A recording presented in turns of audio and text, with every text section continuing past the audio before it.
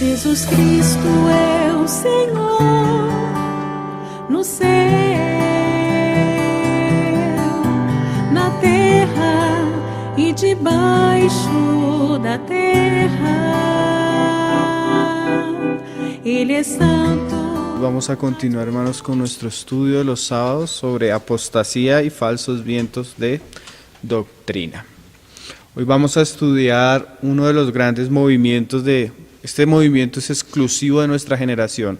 Comenzó a finales del siglo XX y es como el viento de doctrina más sobresaliente en la mayoría de iglesias cristianas que tienen un evangelio leudado, iglesias cristianas donde es muy común ciertas cosas. Entonces vamos a hablar un poco del movimiento de palabra de fe, o el movimiento conocido como yo declaro o yo confieso, ¿sí?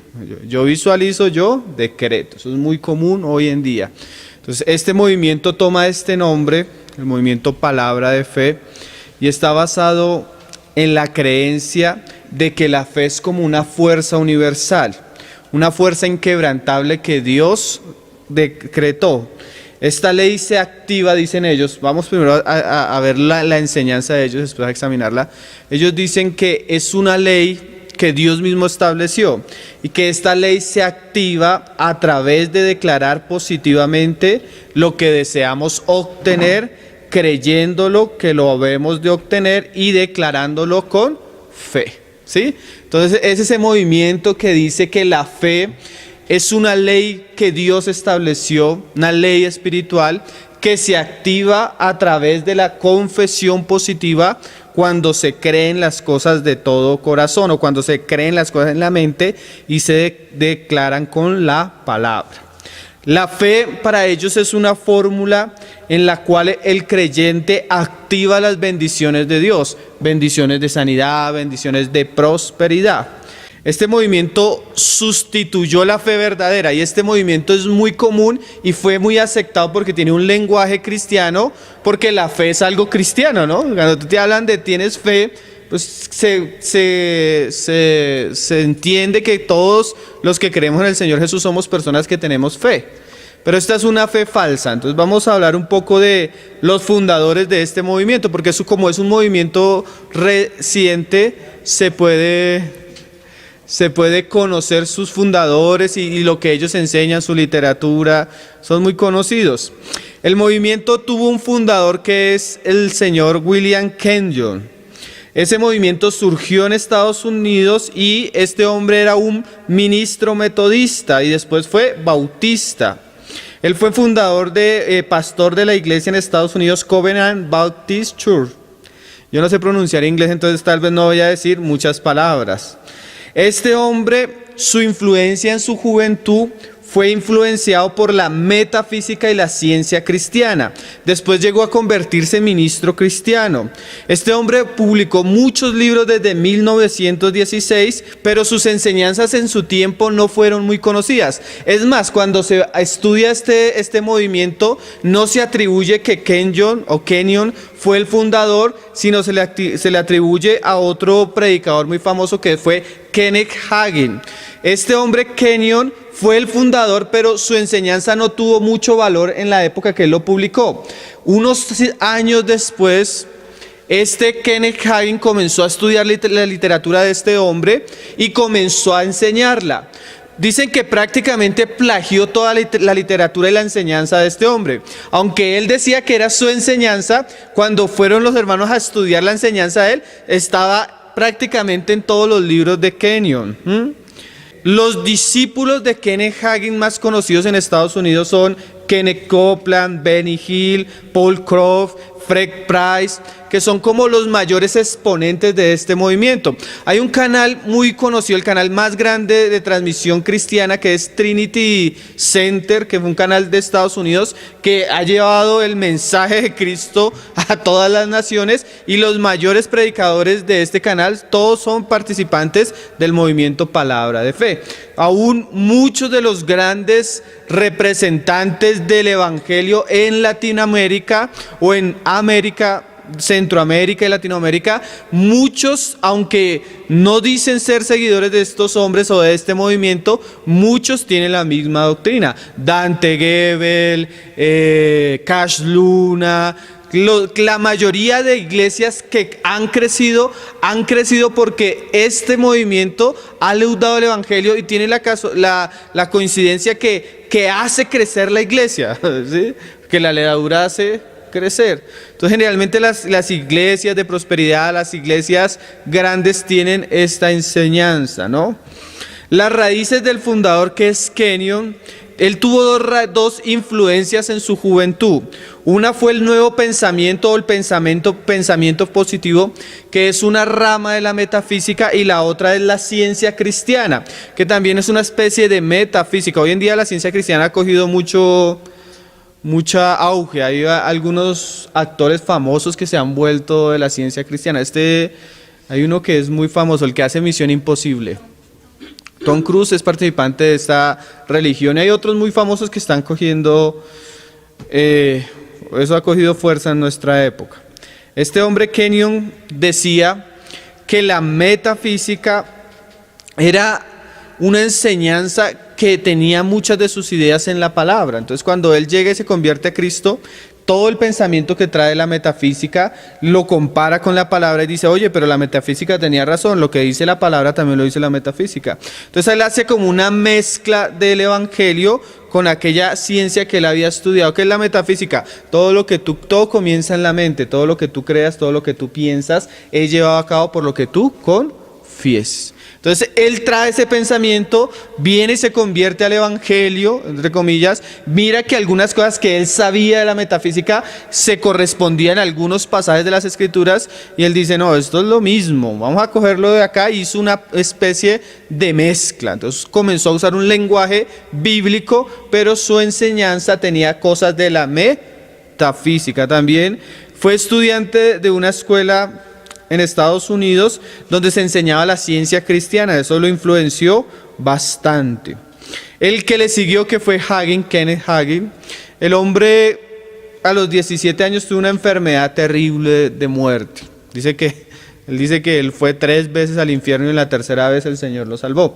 Dice que cuando estaba enfermo, el Señor le reveló a través de ese pasaje de Marcos 11:23, que dice, porque de cierto digo que cualquiera que gire a este monte, quítate y echa en el mar, y no durará en su corazón, sino que creyere que será hecho lo que se dice, lo que diga le será hecho. Por tanto os digo que todo lo que pidiereis orando, creed que lo recibiréis y os vendrá. Él dice que él tuvo una revelación de ese pasaje, y que de ese pasaje él comenzó a confesar su sanidad. Entonces confesaba su sanidad y durante varios meses, hasta que fue sano.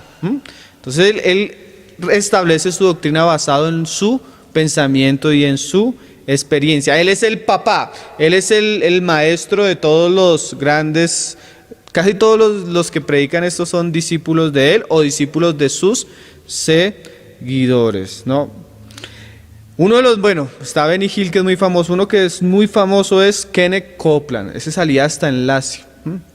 Uno que salía como con pinta de piloto. Yo no sé si alguna vez lo ha visto usted.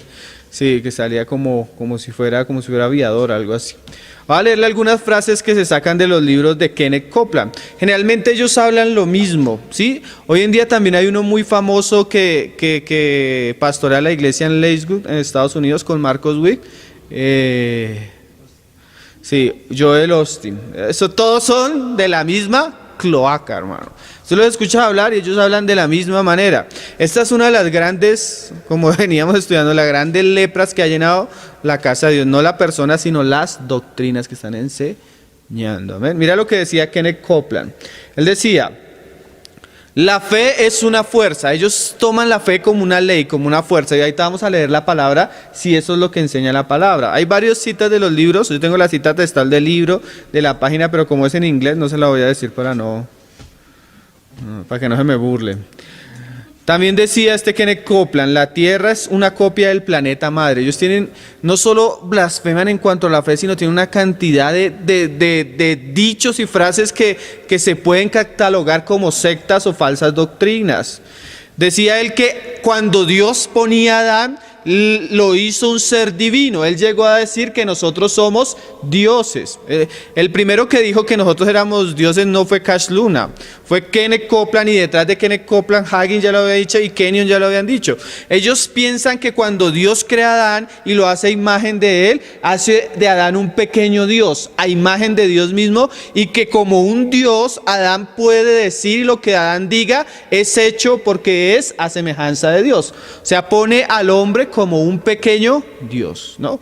Benny Hill dice que somos pequeños mesías, pequeños dioses. Esos son líneas cristianas que rayan en la herejía, líneas cristianas que rayan en el error. Solo que como tienen campañas de milagros, campañas de liberación, son muy conocidos y aceptados, ¿no? Yo he visto en internet a Benny Hill imponiendo manos y orando por la mayoría de pastores carismáticos de acá de Bogotá. Las grandes denominaciones de Bogotá tienen como apóstoles a estos hombres. Esto es muy común, ¿no? Dice, él decía que Dios y Adán son exactamente igualiticos. Él decía esto: los atributos y las habilidades de Dios fueron investidas en Adán. Adán era Dios hecho carne. Mira la blasfemia tan terrible, hermano. Dice, Dios hizo a Adán el Dios de esta tierra. Mira lo tremendo, ¿no? Mira esas frases que son muy sutiles, pero eso es la voz de la serpiente. Cuando Adán pecó, entró su naturaleza divina, Satanás. Dios no podía intervenir, pues ya había hecho a Adán Dios sobre esta tierra. Dios fue dejado fuera solo como un espectador. Es el pensamiento de la confesión de fe. Dios está allá, tú estás acá, y tú como Dios debes confesar, porque tú tienes el poder de traer la voluntad de Dios por medio de tu confesión. O sea, Dios actúa o no actúa dependiendo si tú crees o no crees. Y si crees, pues tú decretas, tú confiesas positivamente. Más o menos ese es el lenguaje que ellos usan. Yo sé que esto hoy en día es muy común en las predicaciones, ¿no? Dice, Jesús existió solo como la imagen del corazón de Dios. Mira lo que decía este hombre. Hasta que llegó el tiempo en que los profetas del Antiguo Testamento confesaron positivamente la existencia a través de sus constantes profecías.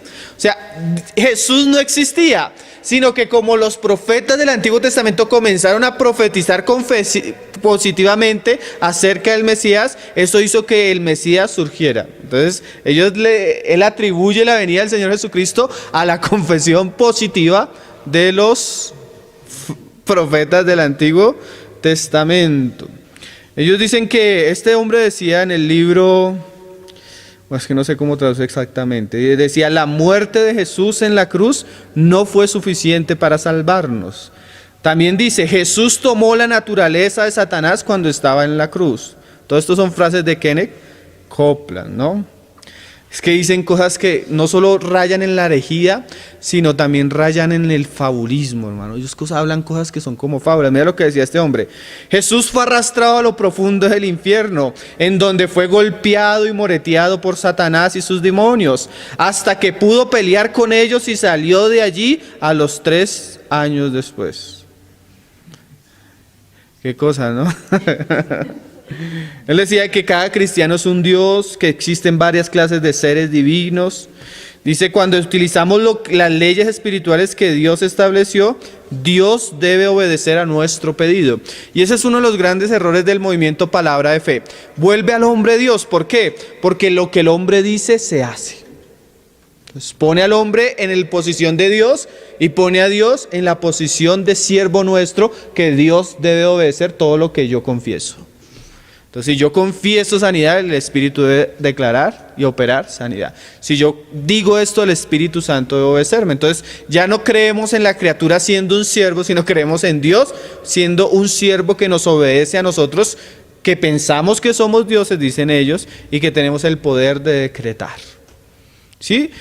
Por eso cuando escuchamos a un hermano orar, a veces vemos esa semilla, esa influencia en la oración. Señor, decretamos esto y esto y ¿Desde cuándo la palabra muestra que nosotros tenemos poder para decretar? ¿Desde cuándo la palabra muestra que nosotros tenemos poder para mandar a Dios a hacer cosas que nosotros pensamos o creemos que Él debe hacer? Pero esa es la enseñanza. ¿Estás enfermo? ¿Cómo vas a estar enfermo? Eso es falta de fe. Confiesa que estás sano. ¿Estás mal económicamente? Eso es falta de fe. Confiesas que debes prosperarte. ¿Cómo estás? No, estoy como mal. No digas eso.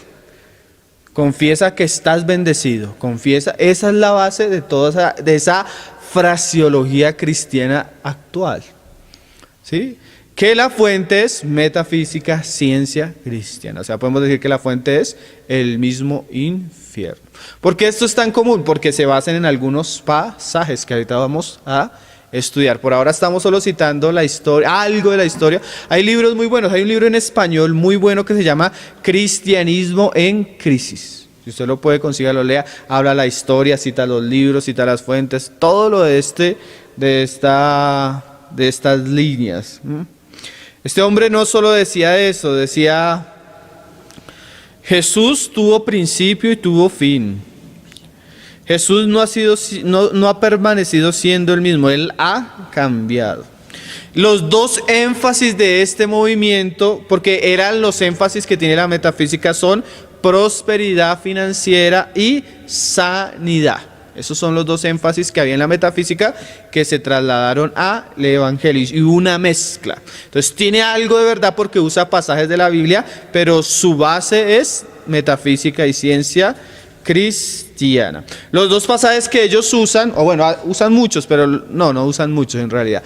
Pero uno de los pasajes que por lo menos cuando hablan de la prosperidad financiera es aquel pasaje de 3 de Juan, se los leo, verso 2. Amado, yo deseo que tú seas prosperado en todas las cosas y que tengas salud así como prospera tu alma. Ese es el pasaje lema de la prosperidad financiera, que Dios desea que seamos prosperados en todo.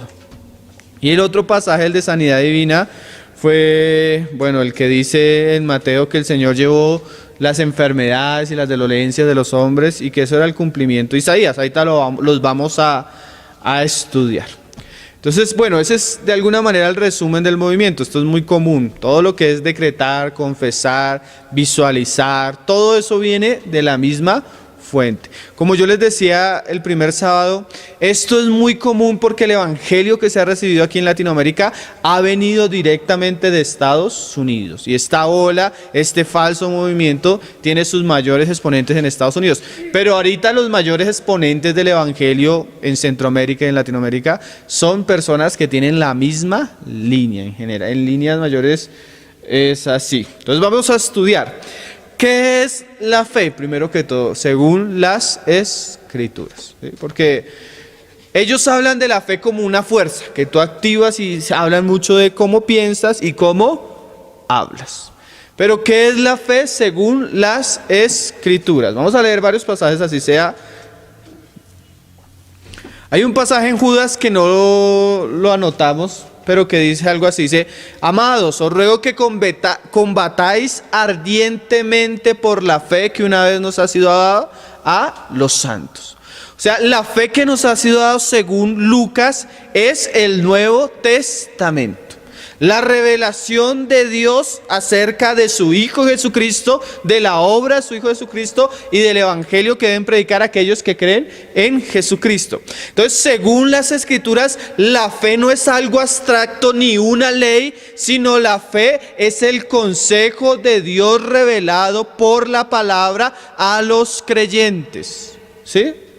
Fe no es algo que surge de tu mente, no es algo que surge de tu corazón que activas con tus palabras.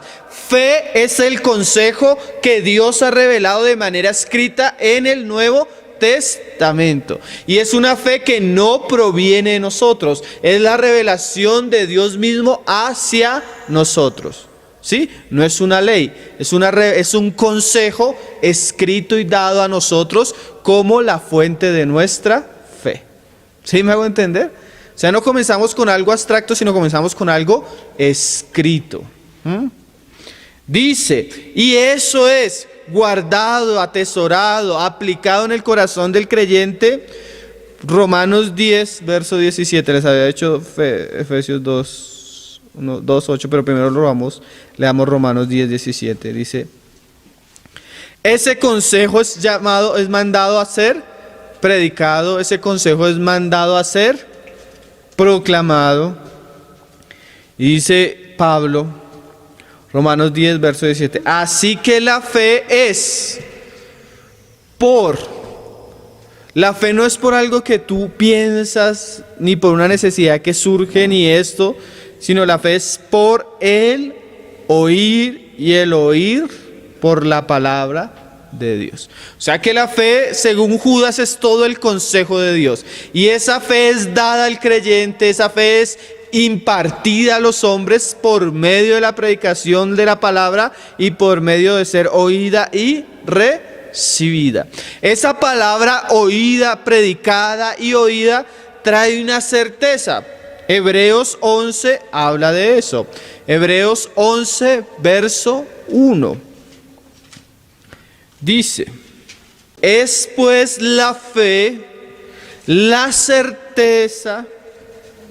O sea, el autor de Hebreos habla de la fe como una certeza que hay en la persona. Claro, esa certeza, como lo estamos diciendo, no surge de nosotros mismos, porque la fe es un don de Dios.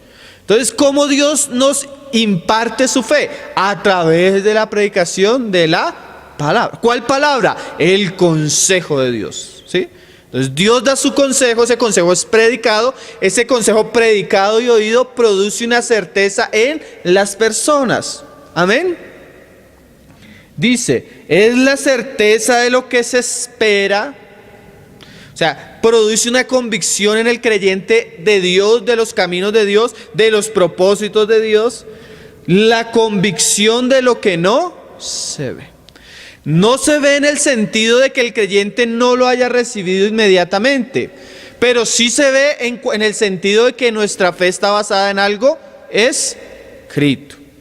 Cosas que no se ven pero están escritas. ¿Cómo qué? Como que Dios creó el universo por medio de su palabra. No lo vemos, pero la certeza del mensaje escrito nos da una convicción de que así sucedió. ¿Sí? Entonces no estamos hablando algo abstracto, sino algo que sucede en el corazón a través del mensaje escrito, del canon, de la fe que Dios nos ha dado. Hermano, la fe según las Escrituras no tiene relación al hombre, sino la fe tiene como base a Dios mismo, sus obras, propósitos y caminos revelados en las Escrituras. No es que tú pienses, sino es que Dios ha hecho, Dios ha dicho y Dios va a hacer, ¿sí? No se trata porque a veces, pero cree. Entonces situamos la fe del hombre en algo que él piensa. Pero el Señor, ¿se acuerdan de Moisés? Moisés ve a Egipto a predicar: Señor, pero soy tartamudo, yo no esto. El Señor le ha dicho a Moisés: no, Moisés, confiesa positivo. Tú puedes, tú eres un campeón, tú eres suficiente. Todo lo que tú te propongas lo vas a hacer. Y el Señor no le dice eso a Moisés. Le dice: Moisés, no se trata de ti. Se trata de que yo estoy contigo. Yo voy delante de ti, yo te sostengo. ¿Sí? Entonces no se trata de Moisés, sino se trata del Dios a quien está siguiendo Moisés. Entonces, no tiene como centro al hombre lo que piensa el hombre, lo que confiesa el hombre, sino tiene como centro a Dios y la revelación escrita de Dios mismo. Amén. No se trata de nosotros, hermano. Nunca se ha tratado de nosotros. Se trata de Dios, el poder de Dios, la gracia de Dios, lo que Dios ha dicho. No podemos pedirle a una persona que tenga fe si esa persona no ha escuchado el Evangelio, si no se le ha expuesto la verdad, porque la fe fue producida por la palabra de Dios, ¿no?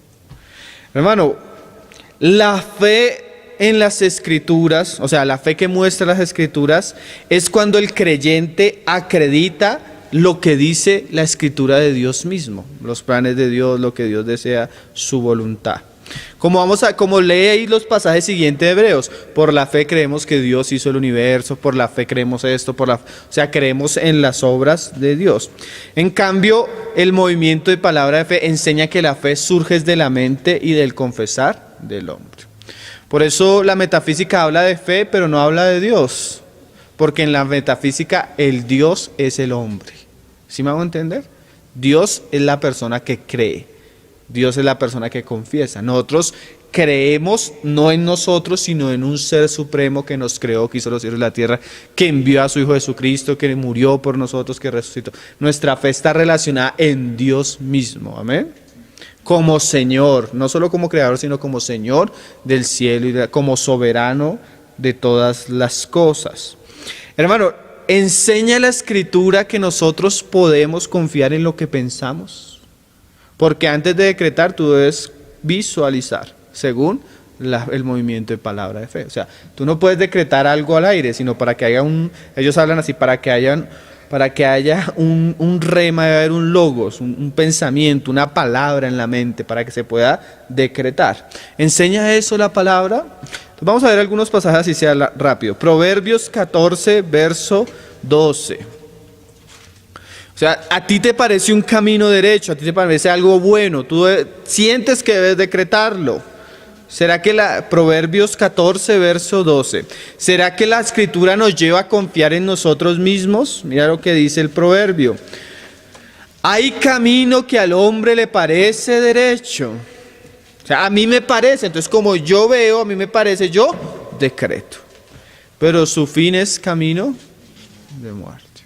¿Será que todo lo que yo creo, todo lo que es bueno, no? A veces es camino de muerte. Jeremías 17, verso 9. Jeremías 17, verso 9. Dice, engañoso es el corazón más que todas las cosas y perverso. ¿Quién lo conocerá? Hermano, cuando yo le atribuyo a una persona el poder de hacer lo que ella quiere, lo que ella piensa, lo que ella desea, yo debo saber que una persona en su corazón es engañosa y en su corazón es perversa. Hermano, y es más, la palabra habla ahí en Isaías 55:8, dice, hablando de nuestros pensamientos, mira lo que dice el Señor. 55:8 dice, porque mis pensamientos no son vuestros pensamientos, ni vuestros caminos mis caminos, dijo Jehová.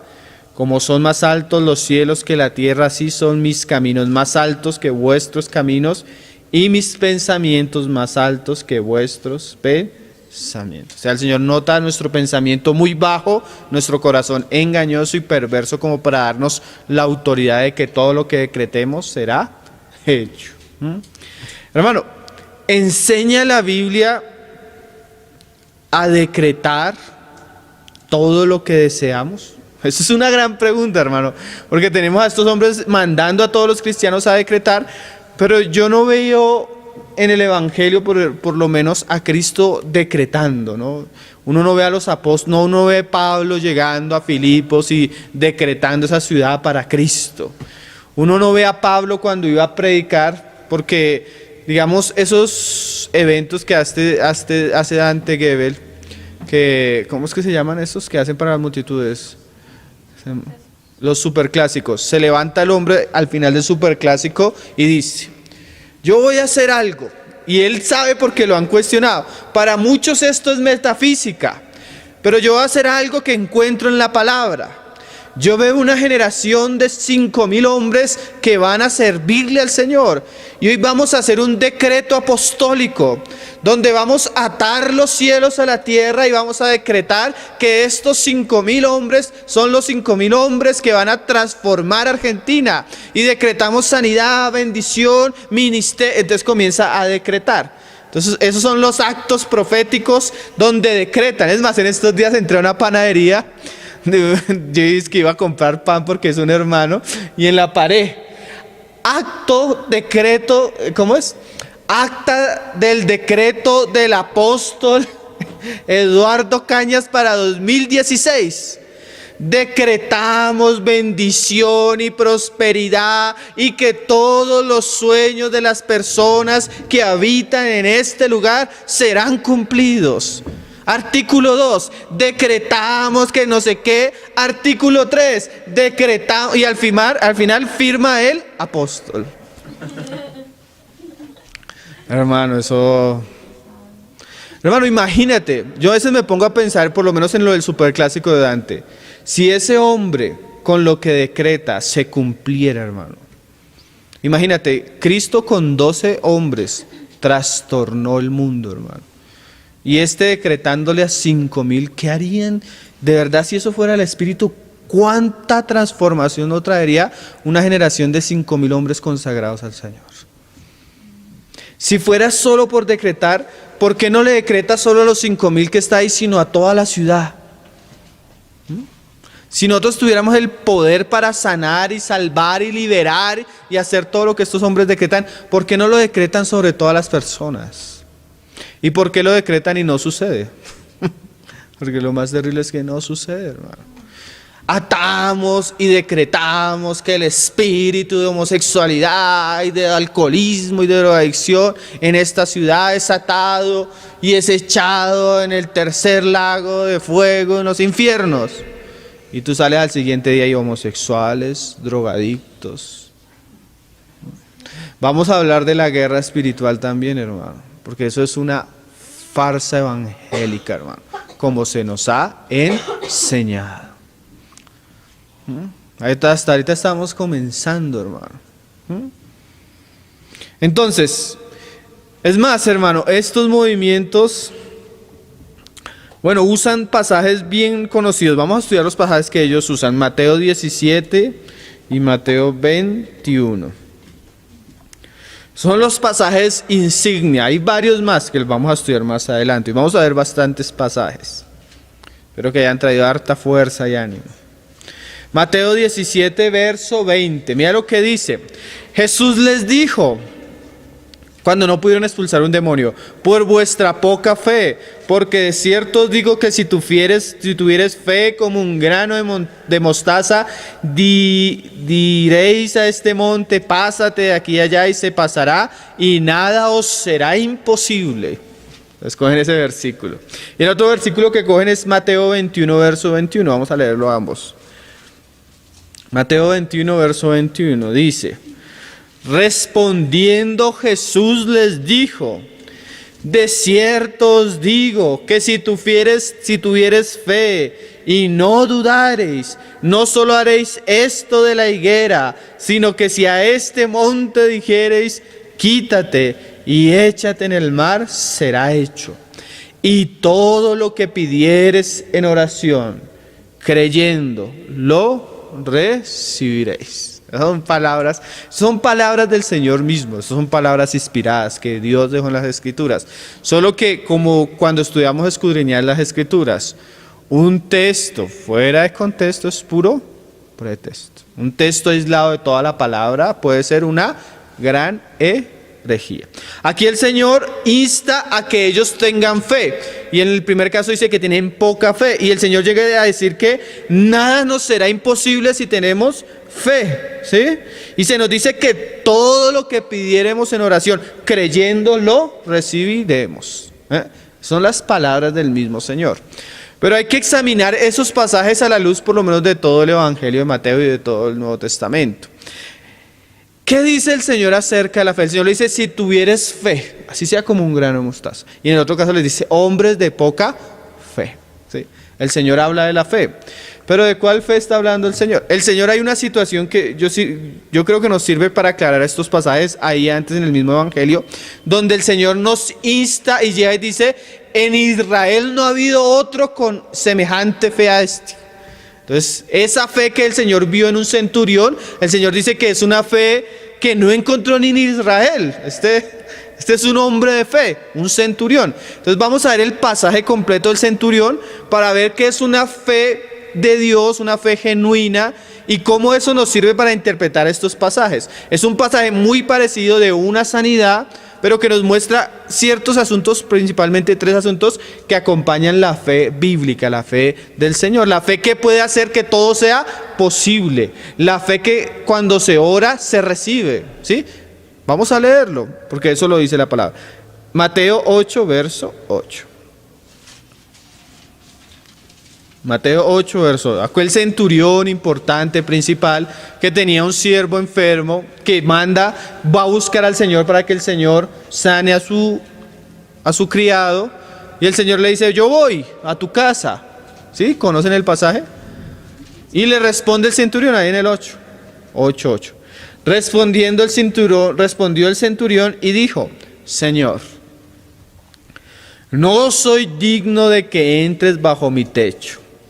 Solamente di la palabra y mi criado sanará. Porque también yo soy hombre bajo autoridad y tengo bajo mis órdenes soldados y digo a este ve y va y al otro ven y viene y a mi siervo hace esto y lo hace. Al oírlo Jesús se maravilló y dijo a los que le seguían, de cierto os digo que ni aún en Israel he hallado tanta fe. Los discípulos eran hombres de poca fe y el Señor los estimulaba a tener fe. Y les dice en este caso, mire, yo nunca he hallado en Israel tanta fe como la de este hombre. O sea, es una fe digna de imitar. Tal vez es la fe que el Señor espera que en los pasajes que estamos leyendo más adelante. Vamos a resaltar varias cosas de la fe. El primero, ahí en el verso 8, cuando el centurión responde, dice, Señor, no soy digno. Este hombre no se creía a Dios, hermano. Este hombre no creía que podía decretar. Este hombre no creía que lo que él hablara se iba a cumplir. Este hombre se puso en una situación de humillación, hermano. Yo voy a tu casa y oro por él. Señor, yo no puedo permitir que tú entres en mi casa. Yo no soy digno de que tú entres en mi casa, Señor. La fe verdadera nunca trae orgullo, nunca exalta al hombre, nunca engrandece al hombre, ni las virtudes del hombre, ni los pensamientos del hombre, ni la confesión del hombre. La fe verdadera es cuando el hombre se humilla ante Dios, hermano. ¿Sí ven la diferencia? La fe falsa, la fe de este movimiento hace al hombre Dios. La fe verdadera nos muestra nuestra incapacidad total y nos lleva a confiar en Él. No en lo que pensamos ni en lo que decretamos, sino en Él. Y primero que todo, siempre Dios da gracia al humilde, pero al soberbio lo resiste. Imagínate, tú llegas o llega un hijo tuyo, llega Salomé a mi casa. Papá, te decreto que me des comprar esto, te decreto que me des dar esto, te decreto que me des, te decreto esto. O sea, ¿cómo el hijo le impone y le manda al papá qué tiene que hacer? Eso es absurdo, hermano. Y si lo vemos en un ámbito tan natural, ¿cómo vamos a ponernos nosotros delante de Dios a decirle, te decreto que hagas esto, te decreto que me des esto, te decreto que hagas esto? Es un atentado ante la soberanía de Dios, ante la gloria de Dios, ante la majestad de Dios. Y nos pone en un plano de soberbia. Y el Señor resiste al soberbio y da gracia al humilde. La fe verdadera no está centrada en el hombre, ni en lo que el hombre es, piensa o confiesa. Está centrada en que el hombre depende de Dios, se humilla a Dios, se inclina delante de Él. ¿Sí? Ya comenzamos a ver qué era lo que... Ten fe, pero eso no está... El ten fe no es que soy hijo de Dios, sino ten fe, sí, humíllate, porque eres un hombre. Necesitas fe porque en ti mismo no puedes hacer nada. ¿Sí? ¿Estamos viendo un poquito la diferencia? ¿Qué fue otra cosa que dice el centurión? El centurión dice, no soy digno que entres bajo mi techo. Mira esta frase, solamente di la palabra. El centurión está sosteniendo su fe en la voluntad del Señor. Mira lo tremendo. No es yo decreto, yo hago, yo declaro, sino, Señor, ¿tú quieres? ¿Qué quieres, Señor? ¿Tú qué piensas, Señor? ¿Cuál es tu voluntad, Señor? Si tú quieres. ¿Qué está haciendo, qué está reconociendo el centurión? La autoridad de Cristo y la voluntad de Cristo. Esta fe que es como un principio, ¿sí? Como le digamos ahorita, como una ley que Dios estableció, deja a Dios fuera del juego. Deja a Dios, como decía Kenneth Copeland, como un espectador de la situación. Cuando nosotros por el contrario, pensamos que Dios está activamente participando en nuestras vidas y que se involucra, porque dice la palabra que todas las cosas que suceden en los cielos y en la tierra están bajo el gobierno y la voluntad soberana de Dios. Dios es un Dios que gobierna. Y cuando la persona ora, debe acudir buscando la voluntad de Dios. No buscando el ejercicio de una ley, sino el ejercicio soberano de Dios mismo en una situación. Mira que él lo sigue explicando. Porque también yo soy hombre bajo autoridad. O sea, él sabía que Jesús era autoridad, ¿sí? Se humilla y dice, yo reconozco que tú tienes autoridad, porque yo también tengo autoridad. Tengo bajo mis órdenes soldados, y digo a este ve y va, y al otro ven y viene, y a mi siervo hace esto y lo hace. O sea, él se está humillando y está reconociendo que Jesús tenía autoridad y dominio sobre todas las cosas. O sea, la fe no es un no creo en un principio. Yo creo en la autoridad soberana y el poder absoluto que el Padre le entregó al Hijo de Dios. Sobre enfermedades, sobre demonios, sobre cielos, sobre toda potestad. No en un principio, en una persona. Nuestra fe no es en un principio espiritual. Nuestra fe es en una persona glorificada, el Hijo de Dios vivo. ¿Sí? Eso lo entendió el soldado. Bueno, y tercero, no solo en la voluntad, en el poder, sino él creyó que él tenía la capacidad de sanarlo. ¿Sí? No solo tú puedes tomar la decisión, sino que tú tienes la capacidad de efectuar lo que se te está pidiendo. Al oírlo Jesús se maravilló. Qué precioso, ¿no? Un hombre con fe. Porque el Señor dice, si tú tuvieras una pequeña parte de esto, cuando tú orares, Dios te respondería. ¿Sí? Esto es lo precioso. Ahí comenzamos a ver esos pasajes más adelante, cómo toman valor. Si tú orares de esta manera, creyendo, todo lo que pidieras te respondería el Señor.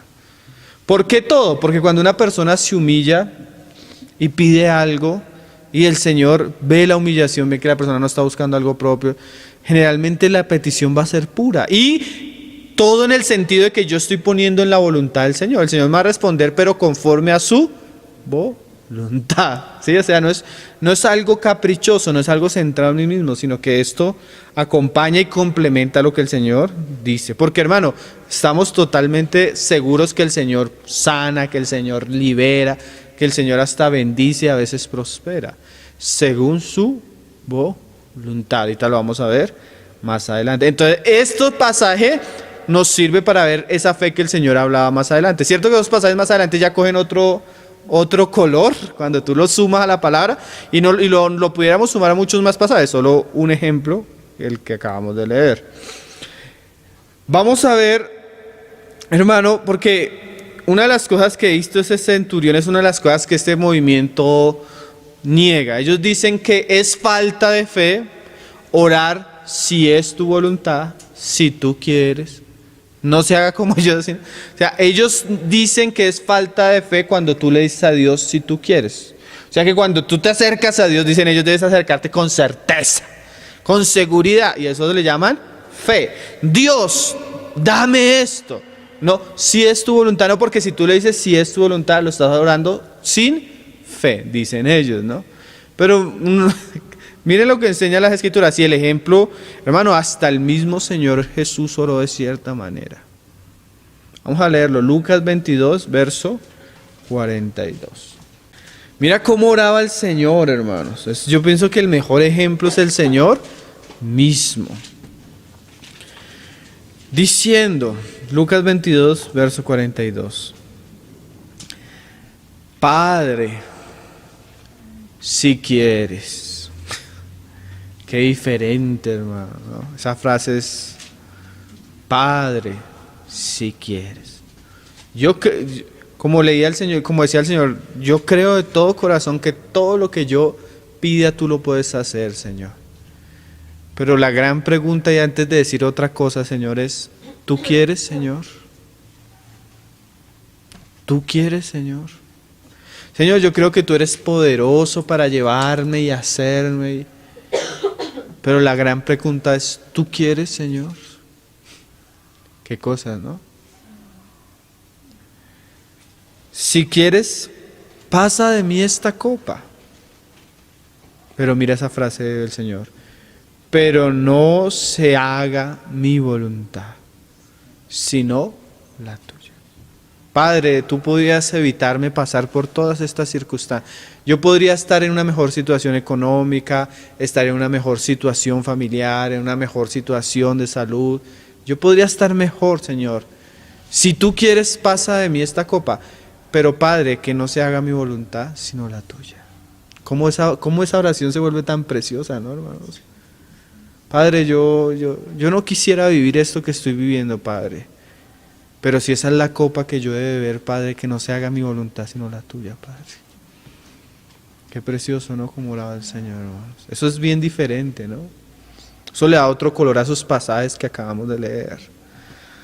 Mira lo que decía primera de Juan 5, verso 14.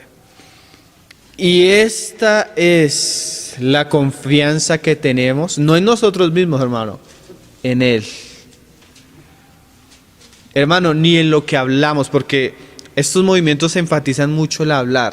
Pues como tú estás decretando, entonces tú tienes que decretar con fineza, así, decretando bien. Y ¿saben qué, hermano? Parecen los cristianos como rezanderos o brujos. Como hablen se hace, como dichos. Así actúa la brujería, hermano. Pues hablan de cierta manera como conjuros. ¿Sí? Eso es extraño. No ores así, oras y tan, y te dan el cómo orar. Pero a veces en vez de decir cierta fraseología, deberíamos decir como decía Señor, si quieres. Eso es más puro, eso es más santo. Dice Juan, esta es la confianza que tenemos en Él. Que si pedimos alguna cosa, y aquí está el si quieres, conforme a su voluntad, Él nos oye.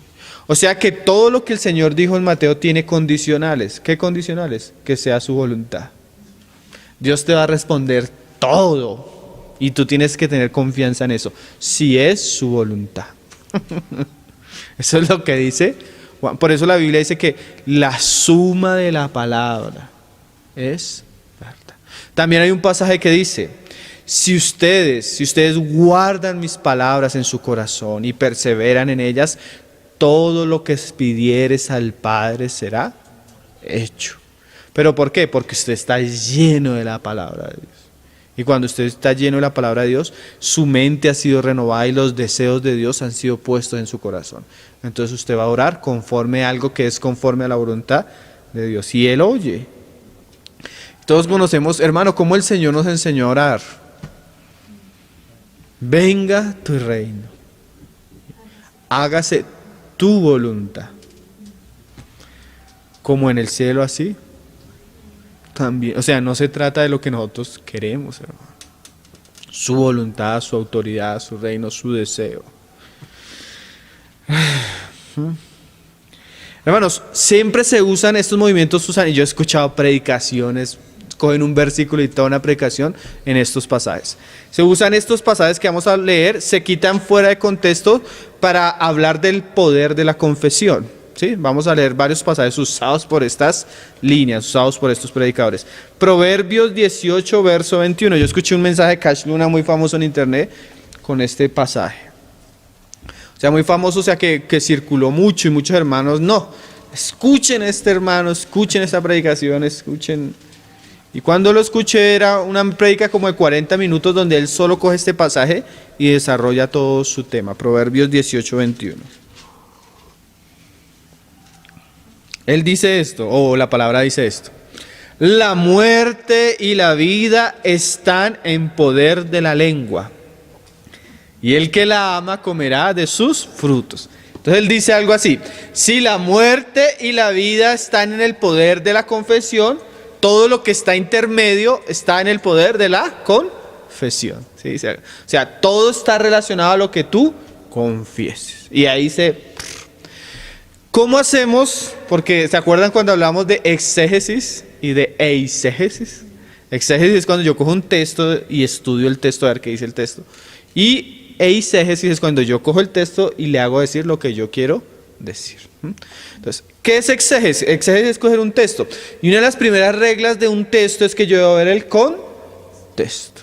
Contexto general, contexto inmediato.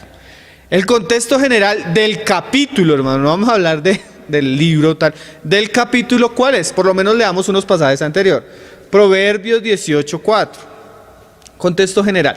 Porque el proverbio tiene esta característica. Son consejos, pero a veces vienen consecutivos, o a veces se dice el consejo, se habla otra cosa y se vuelve al mismo. Usted cuando lee proverbios, proverbios tiene esa característica. Habla una cosa, vuelve a hablar y va hablando de ella, pero como saltando. A veces se desarrolla más, pero generalmente son frases cortas. Pero veamos el contexto para ver el poder de la boca. Está hablando de la boca, de la muerte en la boca, de la vida en la boca, en la lengua. Dice 18:4. Aguas profundas son las palabras de la boca del hombre, y arroyo que rebosa la fuente de sabiduría. Entonces ahí el proverbista está hablando de que la boca es una fuente, ¿sí? A una fuente profunda donde puede salir sabiduría. Tener respeto a la persona del impío para pervertir el derecho del justo no es bueno. Los labios del necio traen contienda. ¿Qué es la muerte que va a hablar ahí más adelante Proverbios? Que yo con la boca puedo causar muchos problemas. No está hablando de decretar y decreto vida, decretos. No, está hablando de que yo con mi lengua puedo causar terribles problemas, ¿no? La lengua del chismoso, la lengua del que es altivo de corazón, la lengua del escarnecedor. Eso es lo que habla Proverbios acerca de la lengua. Los labios del necio traen contienda, o sea, causan problemas. Y su boca los azotes llama. O sea que cuando una persona habla mucho y es contenciosa, atrae problemas sobre sí. ¿Sí? Usted no ha visto llegan a requisar a una persona. Entonces, el policía solo viene a requisarlo y la persona que van a requisar comienza a insultar al policía. Entonces el policía se llena de motivos y comienza a maltratarlo. ¿Por qué? Porque es una lengua contenciosa. ¿Sí? Él mismo por su lengua se ocasionó problemas. Aquí Salomón no está hablando de decretar, de confesar, sino está hablando de tener cuidado con nuestra lengua, porque nuestra lengua nos causa problemas. ¿Sí ven el contexto, hermano? El contexto nos enseña de qué está hablando. La boca del necio es quebrantamiento para sí. Ay, muchos hermanos se ahorrarían problemas si guardaran silencio. Dice la palabra, aún el necio cuando se queda callado es contado como sabio. Pero muchos no podemos retener este pequeño miembro. Y los problemas, hermano. La mayoría de problemas en el hogar es porque uno de los dos habla de más, dice palabras de más. ¿Sí? ¿Sí? Uno gana muchos problemas por su boca. De eso, ese es el contexto general. Y sus labios son lazos para su alma. O sea, él habla y con sus palabras se compromete. Vamos a leer un pasaje. Las palabras del chismoso. ¿Sí de qué está hablando el contexto? De esto, de cómo hablamos, de que somos chismosos, contenciosos. No de decretar, no está hablando de nada de eso. Son como bocados suaves, pero penetran hasta las entrañas. Dice la palabra que el chismoso puede destruir a dos grandes amigos. ¿Sí viste lo que dijo tal? ¿Sí viste cómo te miró? ¿Sí? Y comienza a destruir, ¿no? Ese es el contexto general del capítulo. El contexto inmediato. Proverbios 19, el pasaje que leímos el 21, ahora leamos el 19. El hermano ofendido es más tenaz que una ciudad fuerte. Imagínate. Y las contiendas de los hermanos son como cerrojos de alcázar. O sea, él está hablando de los problemas aún entre los hermanos por las palabras, las contiendas. En el 19, ahora en el 20, 18-20. Del fruto de la boca del hombre se llenará su vientre. ¿Pero de qué está hablando? de los problemas. O sea, su corazón se va a llenar de las cosas que él habla. Si usted se pone a hablar chismes, usted va a tener un corazón iracundo, lleno de envidia, de contienda, ¿sí? Si usted se pone a hablar la palabra de Dios con las personas creyentes, eso lo va a limpiar. Usted va a llenar su vientre de lo que hay en sus palabras. Se saciará el producto de sus labios. La muerte y la vida están en poder de la lengua. Ese es el contexto. ¿Sí? Sigue como esos pasajes que se usan aislados del contexto son malinterpretados para sostener una falsa doctrina, un falso viento. Otro pasaje, vamos a leer por lo menos 3 pasajes que ellos usan. Santiago 3, verso 10, el mismo contexto, hermano. Santiago, ese es el otro pasaje clave que ellos usan acerca de la confesión. Dice: de una misma boca proceden bendición y maldición. Entonces, ¿sí ve, hermano? La vida, la bendición o la maldición están ¿dónde? En la confesión. Entonces decía Marcos Witt: yo a mi hijo le digo, tú vas a ser próspero, tú vas a ser rico, tú vas a hacer esto. Entonces él decía, y un día iba caminando con mi hijo y mi hijo me dice, papá, cuando yo sea rico, ¿sí ve? Se lo creen. Ese es el poder de la confesión, ¿no? Porque ellos todos tienen esa línea. Pero mi hermano, ¿de qué está hablando Santiago? ¿De qué está hablando Santiago? Contexto. Santiago 3, verso 2. Porque todos ofendemos muchas veces. ¿Cómo? Con la lengua. Si alguno no ofende en palabra, este es varón perfecto, capaz también de refrenar todo el cuerpo. O sea, si usted controla la lengua, hermano, usted controla todo. Porque ahí él comienza a darle ejemplo. Grandes naves, barcos, aviones, hermano, son controlados por un pequeño timón. Así es el hombre. Si usted controla su lengua, usted controla todo, hermano. ¿Sí ven el contexto? Hermano, y mira lo que dice. Ahí por lo menos el más inmediato. En el 8 dice, pero ningún hombre puede domar la lengua, que es un mal que no puede ser refrenado, veneno llena de veneno mortal. Con ella bendecimos al Dios y Padre, y con ella maldecimos a los hombres que están a la semejanza de Dios. Ahí, ¿cuál es la bendición? Cuando bendecimos a Dios. ¿Y cuál es la maldición? Cuando maldecimos a los hombres, cuando hablamos mal a los hombres. Entonces es un pasaje también sacado de contexto, hermano. Hay otros pasajes, pero vamos a dejarlo hasta ahí. Generalmente todos los pasajes que usan ellos son así, hermano. Son pasajes sacados fuera de contexto para sustentar su confesión positiva. Como los 2 pilares de esta línea es la sanación y la prosperidad económica, vamos a hablar un poco de eso. No se me canse porque vamos a ir avanzando. El pasaje que ellos usan es, en cuanto a las sanaciones, está en Mateo 8, 16, que tiene su base en Isaías 53. Vamos a leerlos. Vamos a leer primero Mateo 8, verso 16. Ellos dicen, porque este es el pensamiento de la metafísica, el hombre no fue creado para estar enfermo, el hombre no fue creado para tener males, el hombre. Entonces, Dios quiere sanarte, Dios quiere bendecirte, Dios quiere libertarte, Dios quiere esto, ¿sí? Hermano, y nosotros estamos con la certeza de que Cristo sanó muchos enfermos. Y estamos con la certeza de que Cristo murió por nuestras enfermedades. Pero vamos a explicar un poco esos pasajes. Pues solo vamos a leerlos ahora. Mateo 8, 16. Y cuando llegó la noche, trajeron a él muchos endemoniados, y con la palabra echó fuera demonios y sanó a todos los enfermos. Y dice el evangelista, esto tiene un cumplimiento profético de algo que se había anunciado, para que se cumpliese lo dicho por el profeta Isaías cuando dijo, él mismo tomó nuestras enfermedades y llevó nuestras dolencias. Y el pasaje citado es Isaías 53, vamos a leerlo. Isaías 53, verso 4 y verso 5. Se los voy leyendo. Dice, ciertamente, yo creo lo que dice la palabra, hermano. Si la palabra dice ciertamente, es ciertamente. Ciertamente llevó Él nuestras enfermedades y sufrió nuestros dolores, y nosotros le tuvimos por azotado, por herido de Dios y abatido.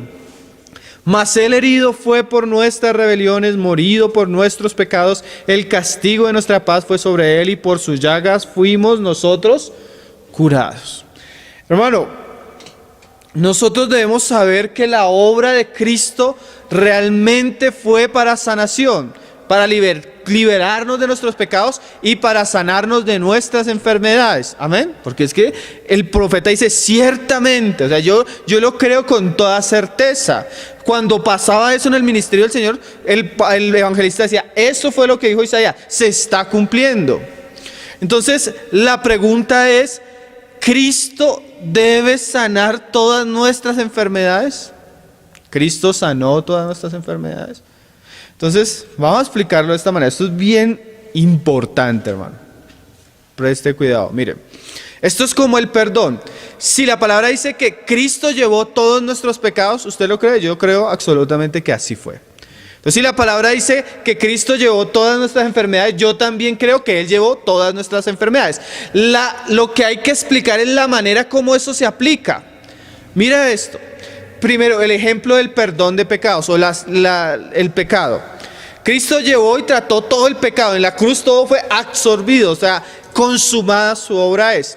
Pero eso se va desarrollando en cierto tiempo. Mira lo que dice la palabra.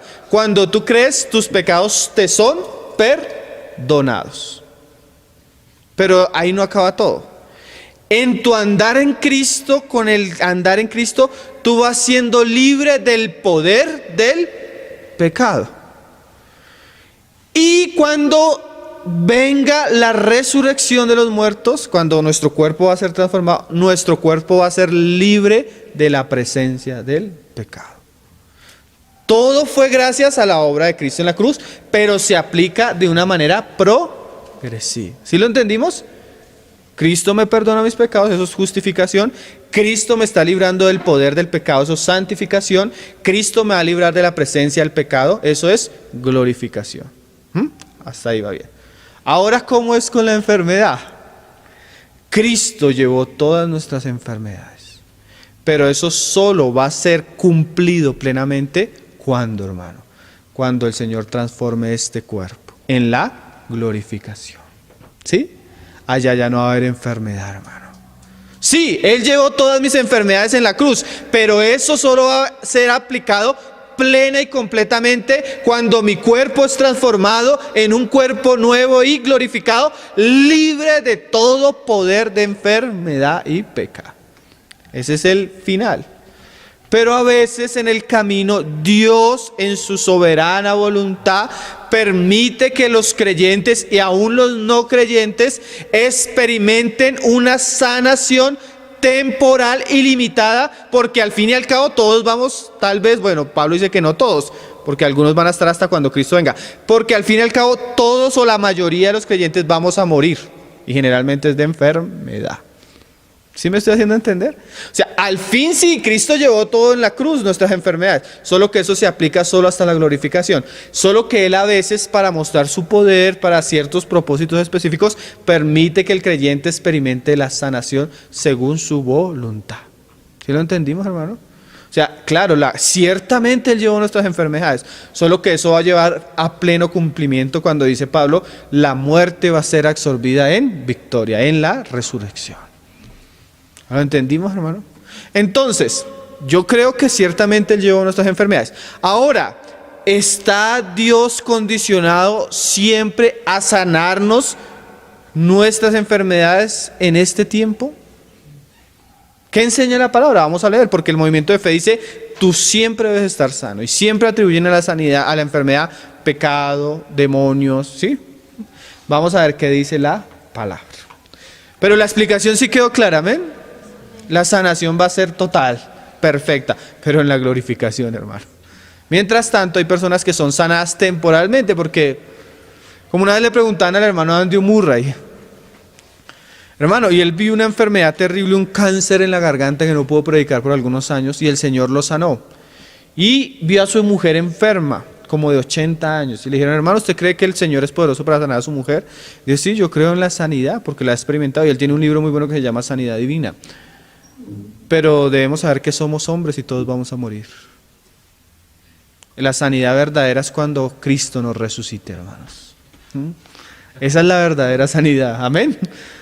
Mira lo que dice la palabra. Nosotros tenemos casos de sanación como Hechos 28, verso 8, donde muchos, no solo los de los evangelios, no solo los de Pedro, sino donde muchos enfermos eran traídos a Pablo y Pablo los sanaba. Hechos 28, 8 dice, y aconteció que el padre Publio estaba en cama enfermo de fiebre y de disentería. Y entró Pablo a verle y después de haber orado le impuso las manos y le sanó. Hecho esto, también los otros que en la isla tenían enfermedades venían y eran sanados. ¿Sí? A veces Dios en su soberanía permite que hayan sanidades personales masivas, que tienen su base en la cruz de Cristo, pero que no es esa plenitud de lo que Cristo obtuvo. Pero así como la palabra nos muestra muchas sanidades, la palabra nos muestra que el mismo Pablo, como lo vamos a leer, que compañeros de Pablo tenían enfermedades y aunque eran ministros de Dios, hombres de Dios, predicadores de Dios, siervos de Dios, no eran sanados. Entonces, esa sanidad temporal está atribuida según la soberanía de Dios. Vamos a ver casos. Filipenses 2, verso 25. Dice, hablando de Epafrodito, mas tuve por necesario enviaros a Epafrodito, mi hermano y colaborador y compañero de milicia. Era un siervo de Dios este Epafrodito. Y aún se habla cosas tremendas de este hermano. Vuestro mensajero y ministrador de mis necesidades. Porque él tenía gran deseo de veros a todos vosotros y gravemente se angustió porque habías oído que había enfermado. Pues en verdad estuvo enfermo. Y mira esta frase, a punto de morir. O sea, ¿por qué Pablo lo dejó llegar al punto de morir? ¿Por qué no le decretó sanidad? ¿Por qué no le confesó que era que se levantara? Pero Dios tuvo misericordia de él. Y no solamente de él, sino también de mí para que yo no tuviese tristeza sobre tristeza. O sea, Dios en su misericordia sanó a Epafrodito para consolar a Pablo. ¿Sí? Porque estaban viviendo una época de terribles persecuciones y esa muerte hubiera sido un dolor mayor para el apóstol. Entonces Dios tuvo misericordia y lo sanó. Hermano, hay casos donde el Señor no sanaba. Mira, por ejemplo, el caso de Timoteo. Primera de Timoteo 5:23. Timoteo estaba enfermo. Cuando Pablo comienza a darle consejos, ¿por qué Pablo no le dice declárese sano? Es más, hermano, a veces no lo manda a orar. ¿Por qué tal vez no lo manda a orar? Porque tal vez ya habían orado. Dice ahí en 1 Timoteo 5:23, ya no bebas agua, sino usa de un poco de vino por causa de tu estómago y de tus frecuentes enfermedades. O sea, si Timoteo no solo era una persona que sufría, sino que era frecuente. Y Pablo no le dice declárese sano, le dice tome vino. ¿Sí ven, hermanos? ¿Por qué? Porque seguramente ya el Señor les había hablado que esa enfermedad tenía un propósito en la vida de Timoteo. Mire el caso del mismo Pablo, hermano. 2 Corintios y Gálatas 4. Leamos primero Gálatas 4.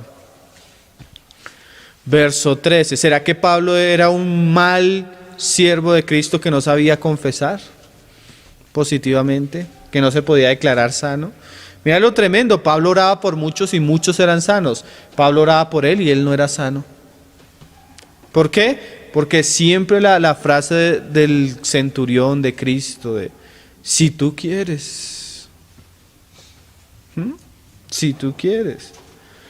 Dice ahí en el Gálatas 4:3, él cuenta su enfermedad y cómo predicó el evangelio en la región de Galacia. Así dice. Pues vosotros sabéis que a causa de una enfermedad del cuerpo os anuncié el evangelio al principio. O sea que el Señor usó esa enfermedad para abrirle puertas para anunciar el evangelio. Y no me despreciaste ni desechaste por la prueba que tenía en mi cuerpo. Porque cuando usted llega con una enfermedad a un lugar donde se practica lo de la palabra de fe, le dicen, hermano, usted está en pecado. Usted está en pecado y así enfermo aquí no puede ministrar porque eso es una falta del poder de Dios y de la sanación de Dios.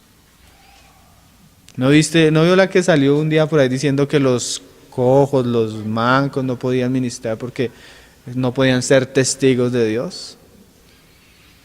O sea, a veces vemos que la enfermedad es un pecado, es un mal, es una desobediencia. Y Pablo, hermano. Pero mira, los de la región de Asia los recibieron a pesar de su enfermedad. Y no me despreciaste ni desechaste por la prueba que tenía en mi cuerpo.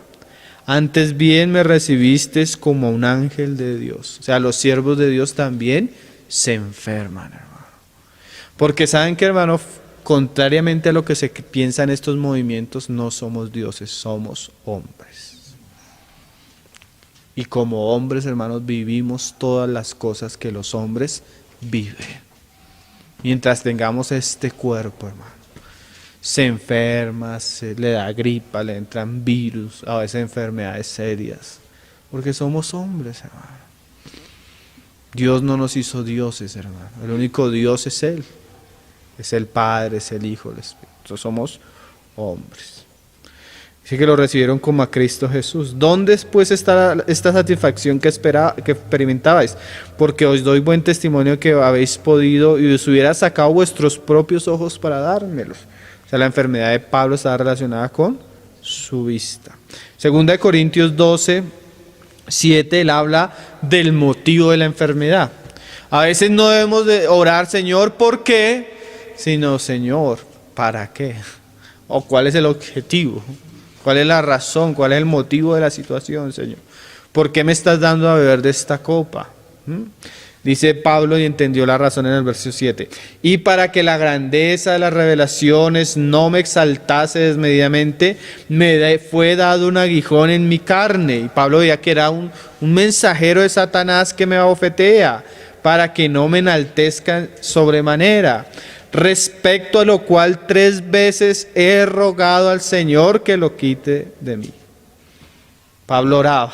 No sé si confesaba, porque eso no se encuentra en las palabras, pero oraba, Señor, quítame esta prueba, Señor, no puedo con esto, Señor, no puedo, Señor, no puedo. Y el Señor le respondía, Pablo, yo sí puedo, Pablo, yo sí puedo, mi gracia sí puede, mi gracia es suficiente. Tú no puedes, Pablo, pero yo sí puedo ayudarte, socorrerte, darte fuerza. Y me ha dicho, no has aprendido a confesar, Pablo, no tienes fe, Pablo.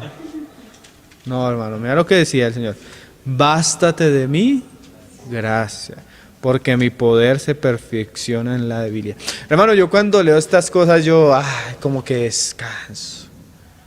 Porque a veces nos predican una fe tan fantástica que como que no la puedo alcanzar porque no tengo fe. Pero cuando yo veo en las Escrituras veo hombres débiles, insuficientes, que tenían un gran Dios, hermano, pero que no dependía de ellos, sino de Dios. No de nosotros, no lo que decimos nosotros, sino de Él, de Él. Sí, eso lo lleva a uno hasta en una posición de recibir, no de ponerse, sino de, Señor, yo soy hombre y tú sabes cuán débil soy, dame tu gracia, tu socorro. ¿No le parece que esto es libertador, hermano? Tantos engaños actualmente, hermano, tantas cosas tan comunes que se han hecho en el cristianismo que son falsas, ¿no? Terminamos con el asunto de la prosperidad, porque el uno es sanación, y ya está como más claro la sanación, ¿no? Dios a veces sana según su soberanía, a veces aplica su sanación a ciertas personas, a veces no, pero algún día seremos totalmente sanados. Esa es nuestra esperanza, ¿no? En la resurrección, donde toda nuestra enfermedad será quitada gracias a la obra de Cristo en la cruz. Hermano, nuestra fe nos lleva a acreditar y a confesar para tener prosperidad. Eso enseña la palabra. Hay tantos pasajes que contradicen esto que daría para una enseñanza. Nosotros lo hemos enseñado varias veces, pero por lo menos 2 que resumen esto. O uno, Primera de Timoteo 6. Vamos a leer otro, sino que este resumen lo de la prosperidad, lo del querer ser prosperado, lo del decretar prosperidad sobre nosotros. Primera de Timoteo 6, verso 6. Y como dicen por ahí, como hay una frase muy conocida por ahí, lo tremendo de cuando se habla de prosperidad es que el único que prospera es el pastor. Eso es lo más triste, eso es lo único que prosperan son los pastores. Primera de Timoteo 6, verso 6, dice: pero gran ganancia es la piedad, o sea, la fe, la devoción a Dios, acompañada de contentamiento. O sea, gran ganancia es, Timoteo, si tú puedes seguir a Dios y puedes contentarte con lo que Dios te ha dado.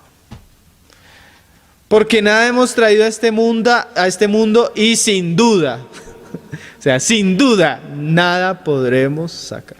Salomón decía: desnudos llegamos y desnudos volvemos. Así los faraones allá en Egipto metieran a los esclavos, todo lo de oro. Ellos no, eso que queda ahí en el polvo, hermano, ¿no? Así que, Señor, un mejor sueldo para este año. Señor, una mejor casa para este año. Señor, decretamos que este es el año de la bendición, de la prosperidad y que... ¿Qué dice la palabra? Así que teniendo sustento y abrigo. O sea, que usted pueda suplir sus necesidades y pueda vestirse. Estemos contentos con esto. Oye, Pablo no tenía nada de predicador de la prosperidad, hermano. Ni Cristo, ni las Escrituras, hermano. Mira Pablo por qué lo explica, hermano. O sea, Pablo no era ajeno a esto porque esto era algo que ya se veía. Porque los que quieren enriquecerse caen en tentación y las... ¿Saben? Como lo hemos dicho, la apostasía en nuestros tiempos tiene un motivo. Muchas veces el amor al dinero. Y en muchas cosas necias y dañosas que hunden a los hombres en destrucción y perdición. Porque raíz de todos los males es el amor al dinero, el cual codiciando algunos se extraviaron de la fe y fueron traspasados de muchos dolores. Hay un pasaje claro de Pablo, dice: porque he aprendido, dice él, a contentarme cualquiera que sea mi situación.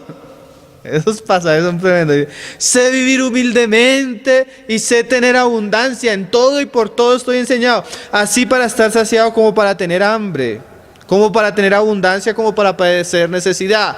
Y ahí está el poder del cristiano. Todo lo puedo en Cristo que me fortalece. Y el contexto es este: he aprendido a tener abundancia, he aprendido a estar pobre y pasar necesidad. Cristo me ha enseñado eso, he conocido al Señor a eso. Me contento en la riqueza y en la escasez, porque todo lo puedo en Cristo. Tener fe no es decretar que te va a ir bien y que vas a tener abundancia económica. Tener fe es aprender a contentarte cuando tienes mucho o cuando tienes poco. Eso es la fe de las Escrituras. La fe de Hebreos dice que Moisés despreció ser llamado hijo de Faraón y escogió el menosprecio y el vituperio por seguir con el pueblo de Dios. ¿Sí? Miren la diferencia. Fe es dejarlo de este mundo y caminar viendo al invisible y las cosas que están por delante. No es usar una ley espiritual para enriquecernos en este mundo. ¿Sí ven lo diferente, hermano? Es una fe falsa, es un movimiento que ha causado mucho daño y que hermano, este movimiento ha destruido la fe de millones de cristianos hoy en día, hermano. Esta es una de las lepras más grandes en la casa de Dios. Este es uno de los grandes males de nuestro tiempo, hermano. El Señor nos libre, porque a veces traemos todavía eso en nuestra mente, arraigado a nuestras oraciones, a nuestro corazón, y es una maldad que ha corrompido al pueblo de Dios. El Señor decía a sus discípulos, hablando de la fe: no os afanéis diciendo qué comeremos o qué vestiremos. Porque los gentiles buscan estas cosas, pero vuestro Padre Celestial sabe que tenéis necesidad de todas estas cosas. Fe es tener certeza de que tenemos un Padre que nos cuida. A veces hasta siendo infieles, y nos provee todas las cosas. Mas buscad primeramente el reino de Dios y su justicia, y todas estas cosas serán añadidas. Entonces, hermano, una de las grandes doctrinas falsas, de los vientos falsos que ha llegado a la iglesia, el movimiento palabra de fe.